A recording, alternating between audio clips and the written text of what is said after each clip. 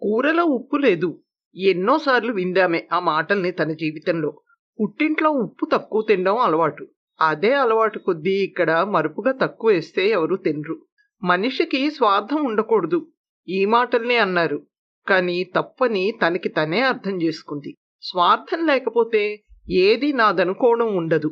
నాదనుకోకపోతే ప్రేమ ఉండదు. అప్పుడు జీవితానికి గమ్యం గాని అర్థం గాని ఉండవు. అలాంటి అర్ధరహితమైన జీవితంలో ఎడారిలో ఒంటరి బాటసారిలా ప్రయాణించి అప్పటికి ఆ చోటుకి చేరుకుంది సుగుణ. నారాయణమూర్తి చనిపోయి ఆ వేళటికి 11వ రోజు. వచ్చిన చుట్టాలంతా చాలా వరకు వెళ్ళిపోయారు. అతి ముఖ్యమైన వాళ్ళు మాత్రం మిగిలారు. వాళ్ళంతా హాల్లో కూర్చుని ఒక విషయం మీద తీవ్రంగా చర్చిస్తున్నారు. నారాయణమూర్తికి ఒక కూతురు, 3 కొడుకులు. మొదటి భార్య చనిపోతే సుగుణని రెండో పెళ్లి చేసుకున్నాడు. సుగుణకి పిల్లలు లేరు. పిల్లలు లేని కారణాన్న ఆమె జరిగిన తతంగం అంతట్లోనూ అప్రధానంగానే ఉంది. 10వ రోజు కార్యక్రమం మాత్రమే ఆమె చుట్టూ తిరిగింది. తెల్లటి నేతచీర కట్టుకుని హాలుకు ఆనుకునున్న చిన్న గదిలో నేల మీద మోచేతిని తల కింద ఉంచుకుని పడుక్కునుంది. నిద్రపోవట్లేదు. హాల్లో జరుగుతున్న చర్చలు తన గురించేనని అర్థమవుతోంది.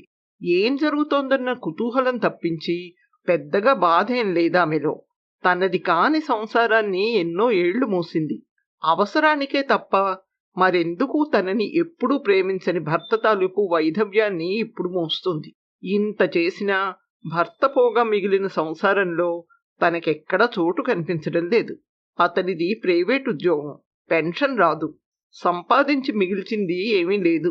రిటైర్ అయ్యాక కూడా చాలా రోజులు చిన్న పెద్ద ఉద్యోగాలు చేశాడు. కొడుకులు కొద్దిగా పంపేవారు. కష్టం మీద ఇల్లు నడిచేది. చివర్లో పక్షవాతం వచ్చింది. తప్పదన్నట్టు పెద్ద కొడుకు తీసుకెళ్లాడు. పిల్లలకి తండ్రి అంటే ప్రేమ లేక కాదు, తండ్రి వెంట ఉండే సుగుణని చూసి ఆ ఎడం. ఏడాది పాటు మంచంలో ఉన్నాడు నారాయణమూర్తి. అతని సేవలు సుగుణకి తప్పలేదు. పైనుంచి ఇంటి పనంతా చేయించేది కోడలు.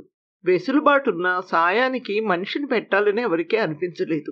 అందరూ ప్రమాణం చేసుకుని తనని బయటి మనిషిగా చూస్తున్నారని అర్థమైంది సుగుణకి. ఆమె ఉనికి అందుకే ప్రశ్నార్థకంగా మారింది. ఎక్కడుంటుందో ఆవిడ్నే అడిగితే సరి అన్నాడు పెద్ద కొడుకు. అడగడం దాకా ఎందుకు? ఆవిడ పుట్టింటి వైపు మాత్రం ఎవరున్నారు? ఏదైనా వృద్ధాశ్రమంలో చేర్పిద్దాం రెండో కొడుకు అన్నాడు. ఆవిడ ఒంటి మీదున్న బంగారం మాటో ముందు వెనక ఆలోచించకుండా అమ్మదంతా ఆమెకే ఇచ్చేశాడు నాన్న. చిన్న కొడుకు విసుక్కున్నాడు. వచ్చేది తలో 2 తులాలే అవ్వచ్చు. అది అమ్మ జ్ఞాపకంగా మనకి చెందాలి అన్నాడు పెద్ద కొడుకు. పెద్దవాళ్ళు ఇంత తెలివి తక్కువ పనులు ఎందుకు చేస్తుంటారో. 45 ఏళ్ళు వచ్చాక నాన్న ఎందుకు రెండో పెళ్లి చేసుకున్నట్టు? రెండో కొడుకు విసుగు. ఎప్పుడో జరిగిన దాని గురించి ఇప్పుడు ఎందుకు లేరా? కృప పెళ్ళయ్యాక అంతంత గొడవలు వస్తేనే ఇవ్వని మనిషి ఇప్పుడు అడిగితే తీసిస్తుందా? అడిగి నలుగురిలో పరువు పోగొట్టుకోవడం తప్ప అదంతా అమ్ముకుని బ్యాంకులో వేసుకుని ఆవిడ బతుకు ఆవిడ్ని బతకమందాం, సరిపోతుంది పినతండ్రి తీర్మానించాడు. యువతల గదిలో సుగుణ నిట్టూర్చింది. జరిగిన విషయాలు ఒక్కొక్కటి గుర్తొస్తున్నాయి. తనకన్నా దాదాపు 15 ఏళ్లు పెద్దవాణ్ణి చేసుకుంది సుగుణ. కోరి వలచి కాదు, కట్నం ఇవ్వలేక, ఎంతకి పెళ్ళవ్వక, పెద్దవాళ్లు బలవంత పెట్టడం చేత. ఆ పెళ్లిలో నారాయణమూర్తి పెద్ద భార్య నగలంటూ పెద్దగా ఏమీ లేవు. 2 జతల గాజులు, సూత్రాల గొలుసు, నల్లపూసలు, దుద్దులు, ఉంగరం అన్నీ కలిపి 10 కాసుల దాకా సుగుణకి పెట్టాడు. అతను అన్నీ అనుభవించిన వాడవ్వడం, తను కూడా 30లో ఉండడం, ఈ 2 కారణాల చేత ఆమె పట్ల శృంగార నాయకుడు అవ్వలేదు. పైగా కుటుంబ బాధ్యతలు. ఆమెకి అతని పట్ల ప్రేమ పుట్టలేదు. ఇకపోతే పిల్లలు. వాళ్ళని చూస్తుంటే పుట్టింట్లో తన తమ్ముడు చెల్లెలు గుర్తొచ్చేవారు. అక్కడ వాళ్ల మధ్య తనకి సమానత్వం ఉండేది. ఇక్కడ వీళ్ల మధ్య తనకి సమానత్వం మాటటుంచి పదిలమైన చిన్న చోటు కూడా కనిపించేది కాదు. పైగా నారాయణమూర్తి ఆమెని నిత్యం ఒక అనుమాన భావంతోటే చూసేవాడు. పిల్లల్ని సరిగ్గా చూస్తోందా లేదా? ఎదిగిన మగపిల్లలతో హుందాగా ఉంటోందా? అనవసరంగా పెళ్లి చేసుకున్నాడేమో? ఇలాంటి ఆలోచనలు అతన్ని సతమతం చేసేవి. అతని పిల్లలకి అది వాళ్ళిల్లు. ఇంట్లో సర్వహక్కులు ఉండేవి. తల్లి లేని పిల్లలన్న జాలి కూడా పుష్కలంగా లభించేది. సుగుణది మాత్రం ఒక విచికిత్సలో ఉన్న స్థితి. ఈ పరిస్థితుల్లో వాళ్ళకి ఆమెకి మధ్య అనుబంధం పెరగలేదు. అన్నీ ఒక బాధ్యతగా చేసేది. ప్రేమరహితమైన బతుకు నిస్సారంగా అనిపించేది. అలా ఉండడం సాధ్యం కాదు కాబట్టి తన్ని తను ప్రేమించుకోవడం అలవాటు చేసుకుంది. ఆవిడికి పిల్లలు లేకపోవడం మరింత బాధగా ఉండేది. పెద్దతనంలో ఎలాగన్న భయం, అభద్రతా భావంలోకి నెట్టేసేది. సుగుణతో తన పెళ్ళైన 10 ఏళ్లకి నారాయణమూర్తి కూతురు పెళ్లి చేశాడు. ఒక్కగానొక్క కూతురు, సుఖపడాలని కొంచెం పెద్ద సంబంధానికే వెళ్ళాడు. వాళ్ళు అడిగినవన్నీ ఇచ్చేందుకు తన స్థాయిని కుదించుకున్నాడు. అక్కడ్నుంచి సుగుణలో సంఘర్షణ మొదలైంది. ఇబ్బందులు పడటానిక తను రెండో పెళ్లివాడిని చేసుకున్నది. ఉన్నదంతా ఊడ్చి కూతురికే పెట్టేస్తే ముందు ముందెలా? భర్తకేదైనా జరిగితే ఆ తర్వాత మిగిలే తనని ఎవరు చూస్తారా అని మదనపడేది. భర్త చేసే ఖర్చులకి అభ్యంతర పెట్టడం ప్రారంభించేసరికి అప్పటిదాకా ఆమెలో తెరమరుగుగా ఉన్న స్వార్థ చింతన బహిర్గతమైంది. అది అందరి దృష్టిలోకి వచ్చింది. నారాయణమూర్తి కూతురు కృప. ఆ పిల్ల పెళ్ళై వెళ్ళినప్పటి నుంచే అత్తవారింట్లో గొడవలు. మనుషుల్ని వెన్నెముక గల ప్రాణులుగా చెప్తుంది సైన్స్. కానీ వాళ్లల్లో సగం మంది వెన్నెముక లేని ప్రాణులే.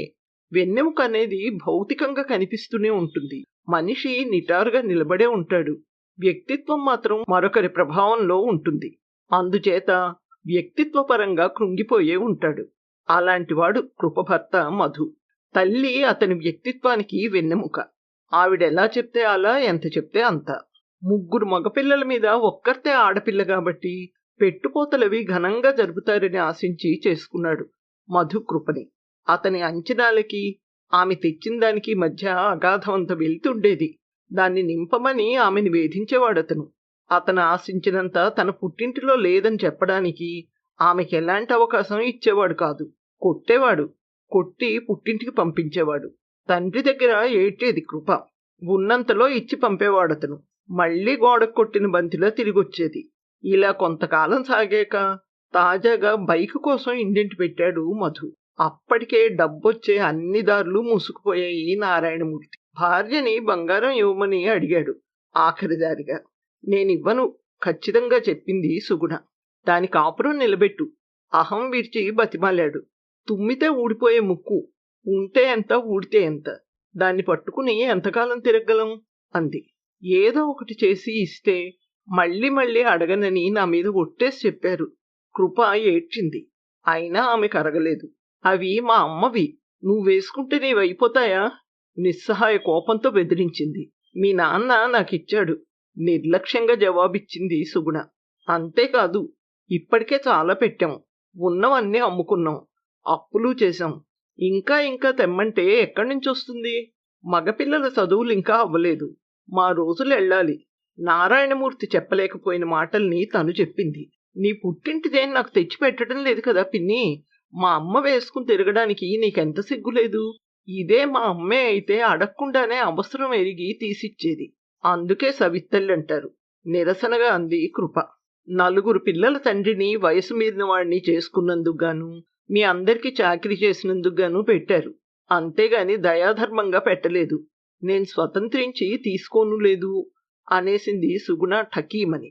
అలా అనడానికి ఆమె సంకోచించలేదు. పిడికిలి మూసినంతకాలం అందులో ఏముందోనన్న కుతూహలమే ఉంటుంది.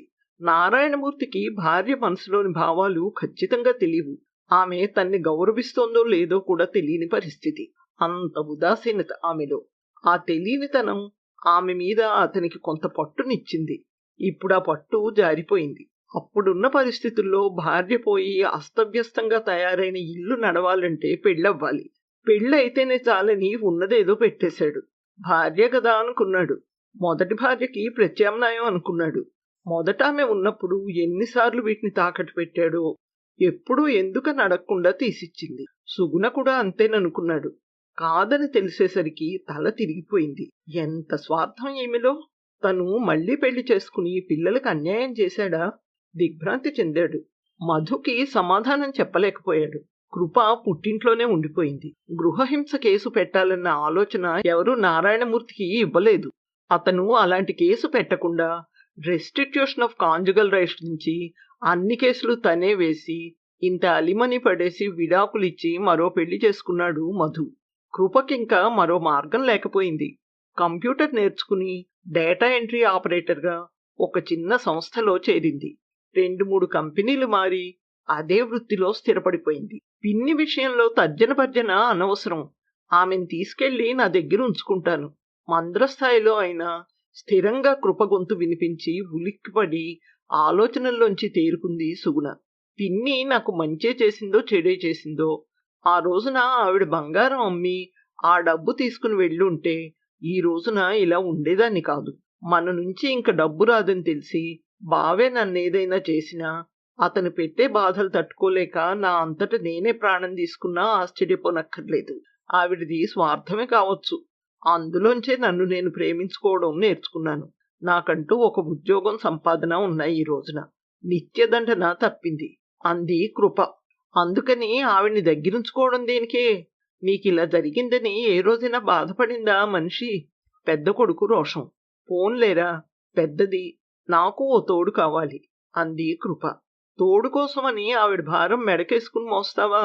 ఎవరైనా ముందుకొచ్చి చేసుకుంటారేమోనని నీకు నేను సంబంధాలు చూస్తున్నాను అతని జవాబు. నెమ్మదిగా యువతలకొచ్చింది సుగుణ. వాళ్ల సంభాషణలో కలగజేసుకుంది. మీ అమ్మగారు నా స్థానంలో ఉండి ఉంటే అప్పుడు కూడా ఇలాగే అనేవారా బాబు? మెత్తగా అడిగింది.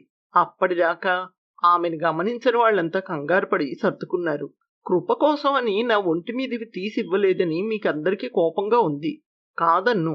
ఆ విషయం మన కుటుంబం వరకే తెలుసు. ఇక్కడ ఇంతమంది పెద్దవాళ్లున్నారు. ఇప్పుడు విన్నారు. వాళ్లలో ఒక్కళ్ళైనా ఈ చర్చ తప్పని చెప్పారా? చెప్పలేదు. చెప్పరు. ఎందుకంటే సవితల్లిని కాబట్టి. ఇలాంటి రోజు వస్తుందని నాకు తెలుసు. అందుకే నా జాగ్రత్తలో నేనున్నాను అంది. నువ్వు నాకు మంచి చేసావు పిన్ని. ఆలస్యంగానైనా ఆ విషయాన్ని గుర్తించాను. నాకు నీ మీద ఎలాంటి కోపం లేదు. నాతో తీసుకెళ్తాను. వచ్చేయ్ అందరిలోకి ముందుగా తేరుకునంది కృప. ఆ అనటంలో ఎలాంటి ఆరాటం లేదు. కృతజ్ఞత, ఆర్తి లాంటి భావాలు లేవు. తండ్రికి, తద్వారా తమకి కావలసిన వ్యక్తి అనే మమకారం కూడా లేదు.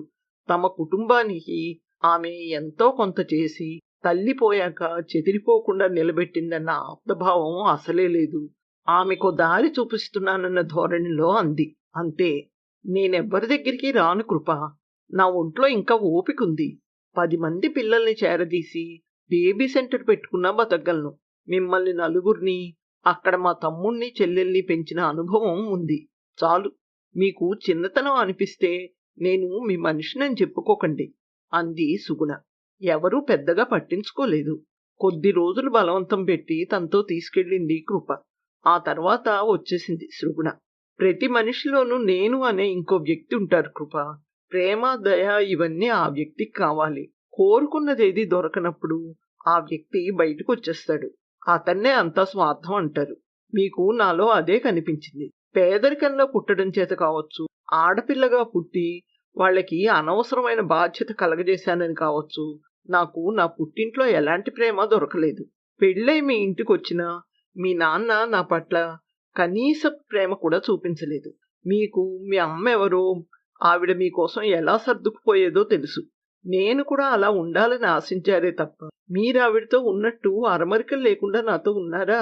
వచ్చే ముందు అంది సుగుణ. నేను ఏవీ తెంపుకుని వెళ్ళట్లేదు. మీకు ఏ అవసరం ఉన్నా నన్ను పిలిస్తే వస్తాను అంది. కృప దగ్గర ఆమెని ఆపగలిగేంత బలమైన జవాబు లేదు. నాలోంచి కూడా ఆ నేను బయటపడ్డాకే నువ్వు కొద్దిగా అర్థమయ్యావు పిన్ని అని మాత్రం అనుకుంది.